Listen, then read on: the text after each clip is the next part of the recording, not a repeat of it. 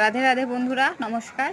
আজ আমি যে ভিডিওটি আপনাদের দেখাবো, আপনাদের সাথে যে ভিডিওটি শেয়ার করতে চলেছি, এটি একটি ঝুলন উৎসবের ভিডিও। আজকে রাখি পূর্ণিমা বা ঝুলন পূর্ণিমা যাই হোক না কেন, দুটোই বলা যায়। আজকে আমি ঝুলন দেখতে গেছিলাম, তো একটা ঝুলন খুবই সুন্দর বানিয়েছি আমাদের ওখানে, সেটি আমি আপনাদের কাছে আজকে দেখাচ্ছি।